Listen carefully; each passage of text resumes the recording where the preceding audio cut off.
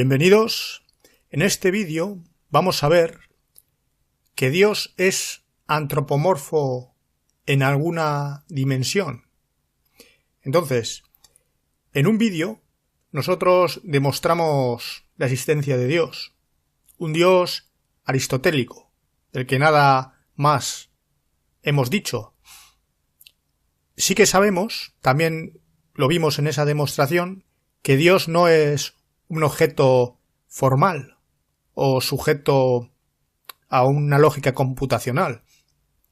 Es decir, que Dios no es una función con una serie de variables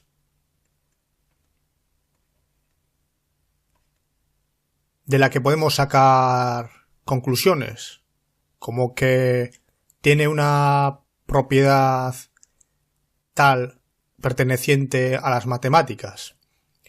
Esto significa que el estudio de Dios no puede realizarse mediante un método formal, sino que siempre va a tener que hacerse al margen de la lógica matemática o la ciencia.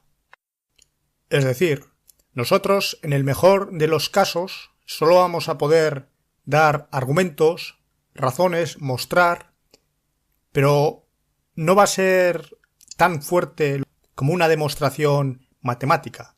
Eso está prohibido, eso es algo que exige la propia demostración de Dios. Demostramos que Dios existe, pero que tampoco tiene atributos formales, como puede ser que sea un número par, impar, etc. Pero no obstante sí que puede tener atributos.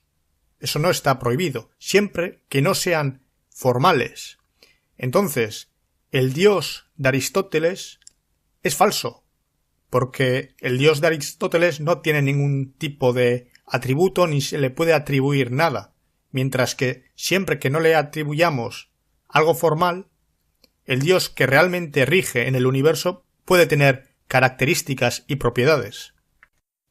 Y la cuestión que surge a continuación es cómo podemos hablar o pretender hablar con propiedad de algo que no está contemplado en un sistema formal.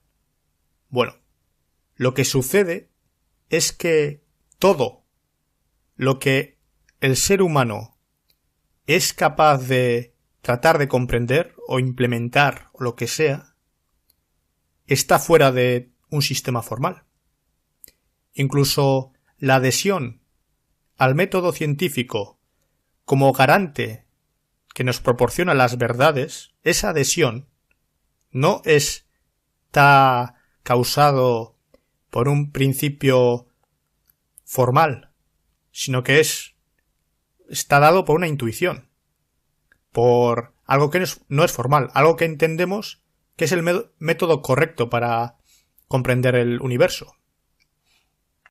Es decir, incluso los axiomas que decidimos para implementarlos en la matemática o para construir con ella el método científico, esos axiomas no han sido decididos por ningún método formal, sino que son decididos fuera de un sistema formal, por la intuición o por lo que nos parezca adecuado. Esta confrontación entre dos puntos de vista, uno de los cuales dice que el lenguaje es plenamente formal y nuestro conocimiento del mundo es formalizable, de modo que el lenguaje opera perfectamente de acorde a unas leyes subyacentes que son plenamente deterministas, y la otra posición en la que existe cierta, digamos, realidad inaprensible mediante el empleo de la lógica. Esta disputa la mantuvieron a principios del siglo anterior el filósofo matemático Bertrand Russell y un filósofo que se llamaba Wittgenstein. En este debate, Russell sostenía pues que en el fondo el lenguaje era una extensión de la lógica y que por tanto todo enunciado que se realizase sobre el mundo pues era perfectamente reducible a un algoritmo, digamos. Mientras que Wittgenstein sostenía que no, que la naturaleza del lenguaje no era formalizable. Bueno, esta disputa que tuvieron se saldó aceptando que la visión de Wittgenstein era la correcta. De hecho, Wittgenstein venía de haber tenido la misma idea sobre el lenguaje de Russell, solo que lo superó. Y esta idea también está detrás de lo que fue el posterior finiquitamiento del programa de Hilbert, o la pretensión de que todas las verdades fueran aprehensibles mediante un formalismo. Entonces existían verdades fuera del formalismo. Y Russell lo que quería es que esas verdades simplemente iban a poder aprenderse desde el formalismo, en este caso del lenguaje. Y esto ya se vio que no es posible. Por lo tanto, para ser justos, en esta disputa ganó Wittgenstein. Y quedó bastante claro que la naturaleza del lenguaje pues era en el fondo era bastante intuitiva, o que nos movíamos en un mundo mental que no era formalizable. Cosa que es, y a mí me parece bastante evidente.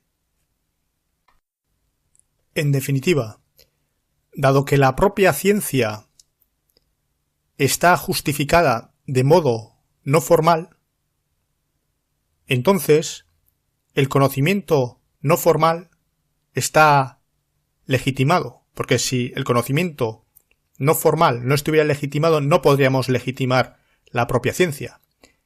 Por eso está legitimado estudiar a Dios de modo no formal. Siempre, por supuesto, que lo hagamos de forma razonada, más o menos evidente, y mostrando que es así. Muy bien. Por lo tanto, hemos conseguido fundamentar la teología. Hemos conseguido colocar la teología como una ciencia del saber legítima. Entonces, con esto en mente, le voy a dar por terminado al vídeo. Y vamos a ver más adelante cómo una serie de razonamientos nos van a conducir a una primera meta, que es mostrar que Dios es antropomorfo en alguna medida. Muy bien, los vamos a ver más adelante. Un saludo.